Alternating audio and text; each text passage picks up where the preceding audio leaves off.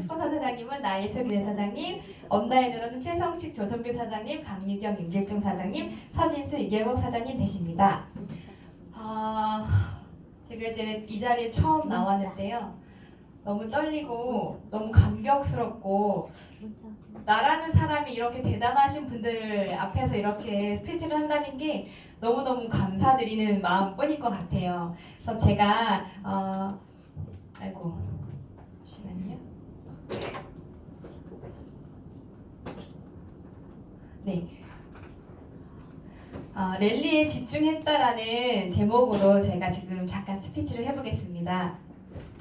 제가 마이스터리를 하자면, 네, 저는 피부과 상담 실장으로 한 10년 정도를 근무를 했어요. 10년 정도를 근무를 했고, 그 250만 원이란 몸값으로 끝이 났어요. 그 동결이 됐어요. 그 피부과에서 원장님께서 그때 당시에도 도산대로라는 굉장히 큰 병원에 있었는데도 불구하고 병원이 잘 되지 않아서 이제 모든 직원들에게 동결이라는 돈을 다 하기 시작하셨고, 저는 250만 원이라는 돈으로 끝났고, 그렇게 해서 저는 직장 생활을 그만두었어요. 그렇게 된 나이가 한 31살 정도 됐었을 것 같아요.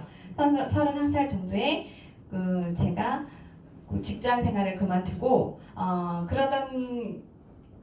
그렇게 우리 직장 생활을 하고 난 다음에는 좀 놀잖아요. 한두 달 정도를 노니까 그 노는 상황에 정말 우연하게 나예서 사장님이 저희 고등학교 동창생이시거든요. 그런데 저를 만나고자 하러 오신 게 아니고 저의 친구를 이제 대본을 하고자 하고 오셨는데 그 옆에 제가 있었던 거예요. 근데 저는 피부과라는 곳에 있는 사람들은 피부에 대한 관심이 되게 많아요. 그래서 저를 이제 공짜로 해준다라는 말에 그럼 나도 좀 해줘라 하고 스크럽을 받았는데, 피부과라는 곳은 정말 10만 원부터 100만 원까지의 스크럽이 있어요. 아시겠지만 받아보신 분들은 스크럽 뭐 다이아몬드, 필링 여러 가지가 있는데, 이 스크럽을 딱 발라놓고 세수를 딱 했을 때 너무 놀랐어요. 근데 가격을 듣고 한 번 더 놀랐어요. 저는 그 안에서 샘플들이 굉장히 많거든요.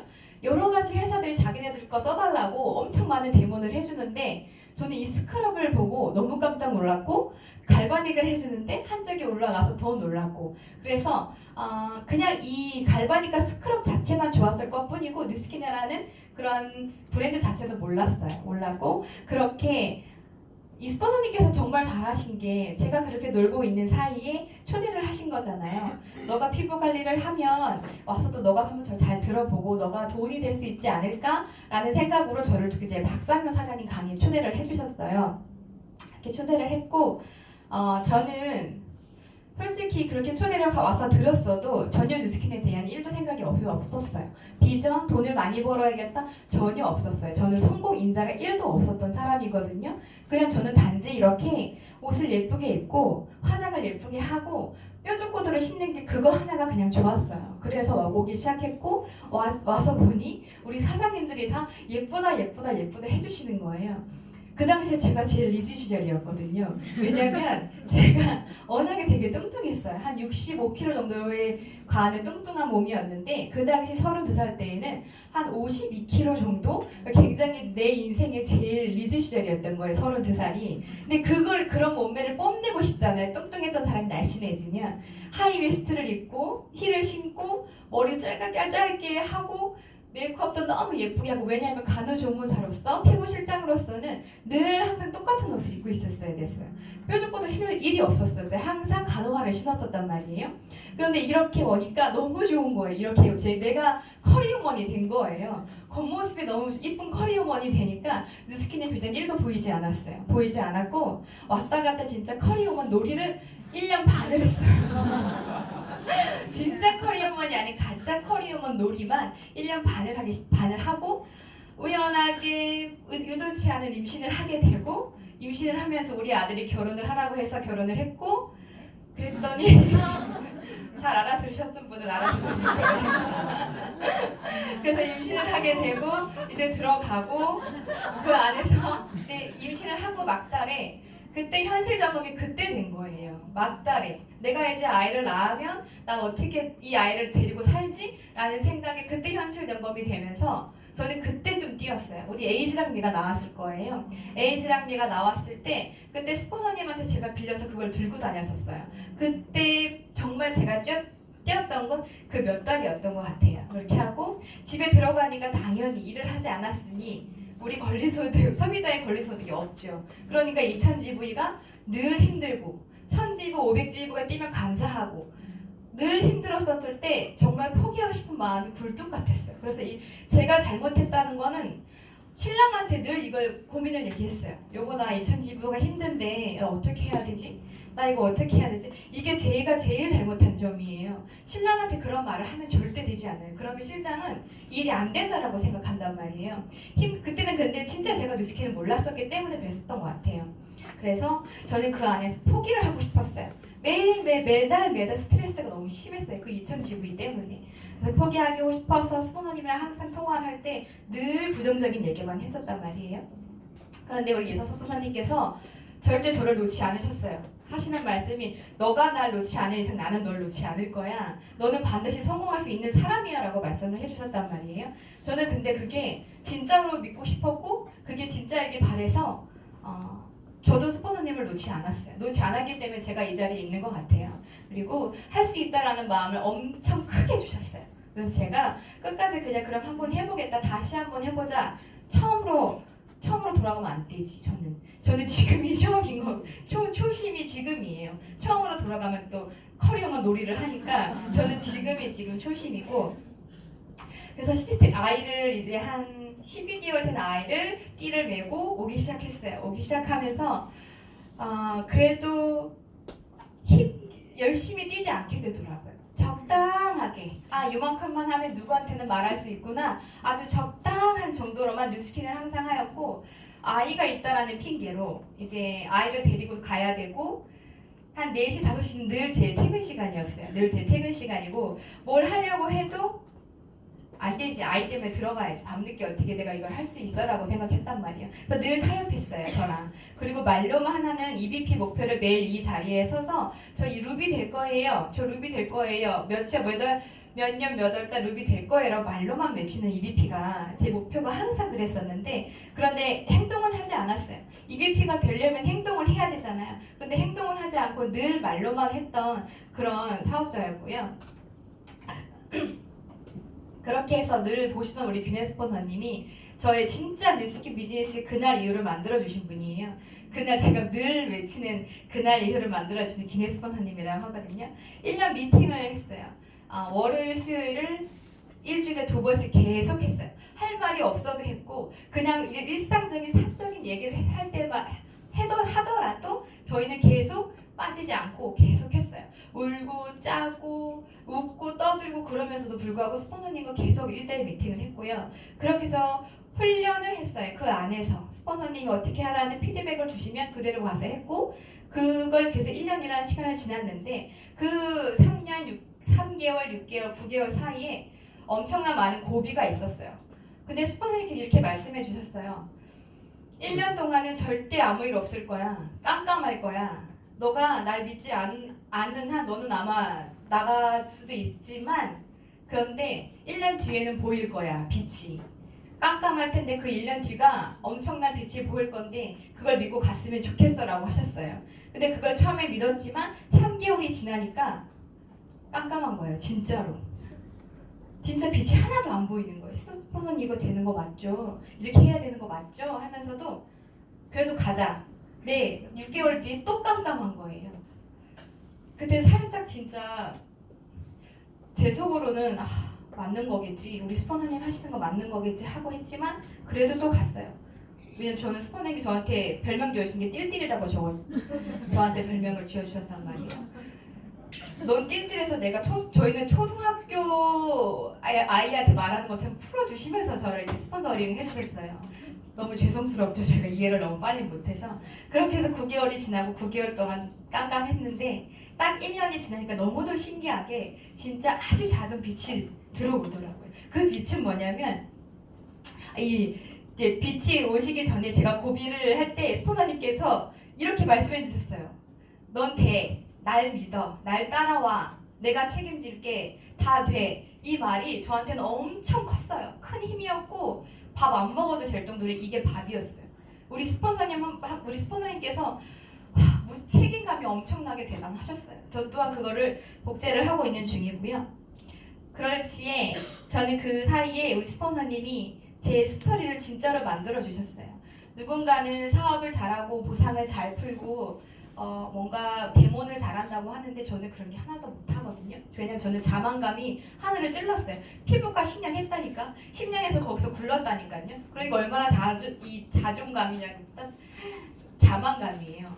약사성도 모르면서 항산화도 모르면서 나는 여기서 대단한 일을 했다는 것 마냥 저는 굉장히 자만감이 높았어요. 그런데 그 안에서 우리 스폰서님께서 저를 찾아주셨어요. 저는 현실에 너무 힘든 사람이었는데 정말 뉴스킨이라는 희망이 없었더라면 전 정말 현실에 굴복하고 정말 캐셔라도 갔을 것 같아요. 캐셔에 가면 저의 희망은 더 바닥이었을 것 같아요. 그런데 그런 사람들한테 나의 희망을 전달해주는 내가 된다는 게 너무 컸어요. 저는 그런 희망이 없었으면 저는 힘들었을 거니까.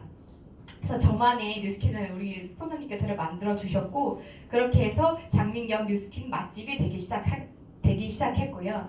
그리고 이제 저희 보람반이라고 해요. 제가 1기 보람반 졸업이에요. 그게 뭐냐면 보람반은 말귀 잘 못 알아듣고 뉴스킨을 잘 모르고 뉴스킨 지멋대로 하는 애들을 이제 보람반이라고 하고 있고 우리 1기 여기 계신 또 김민정 사장님 계세요.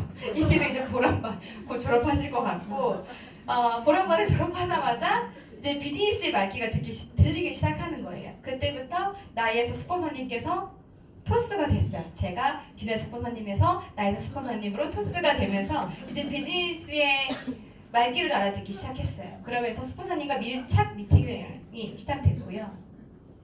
똑같으셨어요. 말씀하실 때 똑같이 말씀하셨어요. 예사 스폰서님께서도 너가 진짜로 말하는 그게 뭔지 전달을 하고 네가 진짜로 뉴스킨에서 느낀 게 뭔지를 전달을 하라는 거예요. 근데 다 세 가지인 거예요. 첫 번째는 진심. 제가 진심을 통해서 우리 파트너 사장님들을 배출을 했고요. 그리고 그 친구도 잘 살았지만 희망이 없이 늘 불안했던 친구도 그 희망으로 인해서 이 뉴스킨을 다시 보게 됐고요. 그리고 비전은 여기 오면 보게 되는 거고 내가 얘기하지 않아도 이 뉴스킨에 오게 되면 비전은 당연히 볼 수 있다라고 생각을 합니다. 그렇게 해서 스폰서님과 1대1 미팅을 하면서 전달을 했고요.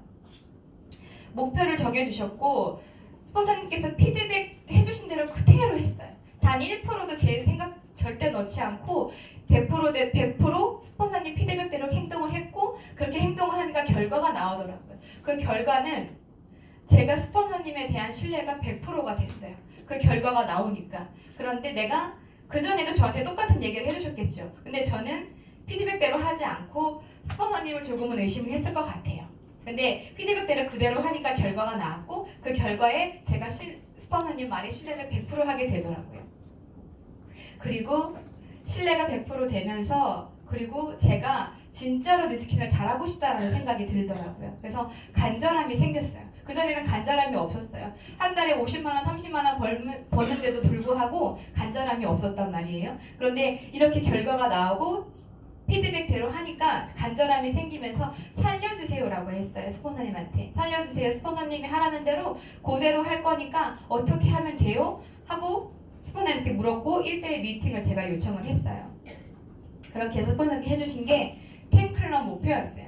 팬클럽 목표를 주셨고 그때부터 스폰서님께서는 강력하게 주셨어요. 강력하게 피드백을 해주셨고 구멍을 절대 찾아주지 않으셨어요. 쥐구멍이라고 하잖아요. 쥐구멍 자체도 주지 않으셨고 그래서 저는 저희 파트너 사장님들과 2명과 함께 같은 생각과 같은 행동으로 뛰었어요. 그렇게 뛰었더니 달성이 되더라고요. 달성이 제가 템클럽을 달성을 했고 이 템클럽 할 때도 참 힘들었어요. 솔직히 왜냐면 한 번도 누군가한테 랠리를 초대해본 적이 없었어요. 왜냐면 0%의 비즈니스로 봤으니까 랠리를 가면 돈을 써야 한다는 생각을 했으니까 그런 생각이었기 때문에 초대를 한 번도 한 적이 없는데 이 템클럽을 인해서 목표를 주신 거에 신뢰가 100%가 되니까 제가 템클럽이라는 걸 하더라고요.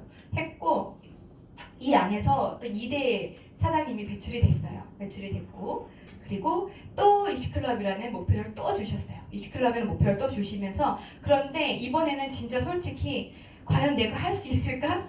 나라는 사람이 이걸 할까? 어떻게 20명을 초대하지? 와 이건 미쳤다. 이건 진짜 못할 일이라고 생각을 했는데 근데 한 16명 정도가 이제 초대가 됐어요. 저랑 이제 우리 3명의 파트너 사장님과 4명이서 그래서 이제 했는데 4명 정도가 모자르더라고요. 티켓팅 전날. 그런데 스폰서님께서 해주신 말씀이 진짜 스폰서는 본보기가 된다라고 하더라고요. 본보기가 되고 등을 보여주라고 하더라고요. 그게 진짜 스폰서라고. 뭔가를 방법을 제시하는 게 아니라 네가 네 몸으로 직접 보여주는 게 그게 스폰서라고 말씀하시더라고요. 그래서 저희가 그 4명을 한 번 초대했던 친구가 거절을 했어요. 그런데 또 전화를 또 했어요. 해서 부탁을 했고 그래서 그 한 명이 오게 됐고 또 한 명의 애기 엄마는 3개월짜리 애기 엄마인데 그때는 전화를 못 하겠더라고요. 근데 생기더라고요. 할 용기가 생기더라고요. 내가 스폰서니까 내가 보여줘야 된다는 마음이 생기니까 하게 되더라고요. 그래서 그 친구한테 또 부탁을 했어요. 근데 아이를 데리고 3시간이나 걸쳐서 그 원주에 왔어요. 그래서 너무 감사했고 또 한 명은 인스타 친구 엄마였어요. 인스타 친구에서 또 부탁을 하게 됐어요. 그렇게 해서 4명이 정말 티켓팅 전날 됐어요. 초대가 돼서 이시클럽이라는 걸 달성을 하게 됐어요. 그래서 하면 되는구나. 내 생각이 아니라 진짜 그냥 행동으로 옮기면 이게 되는 거구나 라는 생각을 하면서 우리 사장님들과 같이 제가 이시클럽을 달성을 했고 이 안에서 또 뭐가 나왔냐면 늘 궁금해하지만 늘 이게 맞나 아니다라고 갈팡질팡했던 인스타 친구 엄마가 집에 가면서 행사가 끝나고 집에 가면서 전화가 왔어요. 언니 저희 신랑이 넌 할지 못할지 모르겠지만 도전을 한번 해보라라고 했다라는 거예요. 그래서 언니 내가 잘할지 모르겠지만 저 좀 도와주세요. 해볼게요 라고 하는 거예요. 거기서 스폰서님하고 저희가 침대에 누워있는데 이불킥을 하면서 일어났단 말이에요. 스폰서님 이거구나 제가 이랬단 말이에요. 이시클럽을 했는데 너무 힘들었는데 과연 내가 이게 이시클럽이 이 의미가 있을까? 이렇게 초대를 하는 게 부탁을 하는 게 이게 의미가 있을까? 이 사람들한테는 내가 이 사업을 보여주기 위함에 초대인데 부탁을 해서 내가 이시클럽이라는 걸 내가 달성을 해야 될까라는 생각을 했는데 근데 그게 맞더라고요. 스폰서님 말씀이 맞더라고요. 반드시 해야 된다라는 거예요. 초대는 무조건 해서 어떻게 보일지 모른다는 게 제가 또 느꼈어요. 그래서 그날 침대에 누워서 둘이서 엄청 웃고 막 엄청 기뻤던 그날 랠리였고 30클럽은 저 하나도 솔직히 못했어요. 한 명도 초대를 못했어요. 그런데 우리 사장님들께서 이렇게 10클럽을 하셨고 그다음에 20클럽을 하셨고 저는 자동으로 30클럽이 됐어요. 네, 이렇게 지금 나오시는 게 감사합니다.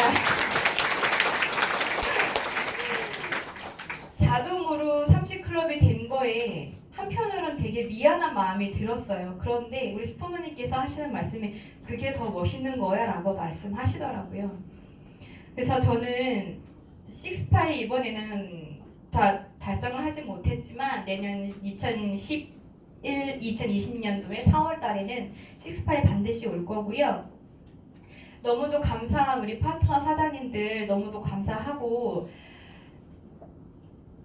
진짜 해내는 걸 보여주는 스폰서가 우리 스폰서님들께서 보여주셨어요. 나이에서 균예 스폰서님께서 보여주셨고 늘 말씀하세요. 깻잎 한 장에 찰 생각이 엄청 크다고 모든 걸 해낼 수 있는 게 생각이 문제라고 하셨다고 그래서 늘 저도 복제를 하고 있고요.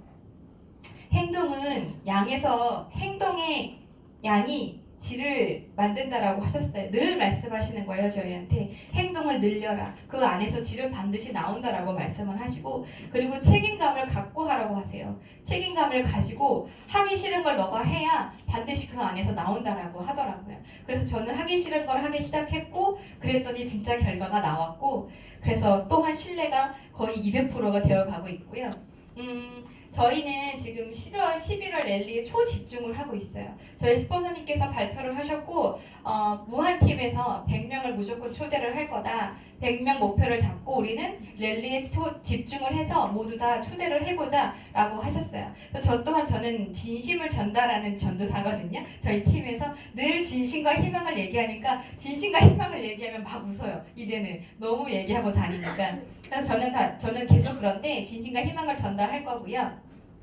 직접 보여주는 스폰서가 될 거고 등이 보여주는 스폰서가 되겠습니다. 그리고 네, 이제 강의는 다 끝났고요. 저는 우리 사장님들의 길을 받아서 반드시 내년 2020년도 식스파 무조건 들어오도록 여기서 약속하고요. 못 들어오면 살을 20kg를 더 빼겠습니다. 네. 지금 한 10kg를 뺐는데 한 20kg를 더 빼겠습니다. 정말 뭐 그러면 30kg가 될 것 같아요. 그래서 반드시 식스파에 올 것을 약속드리겠습니다. 이상입니다.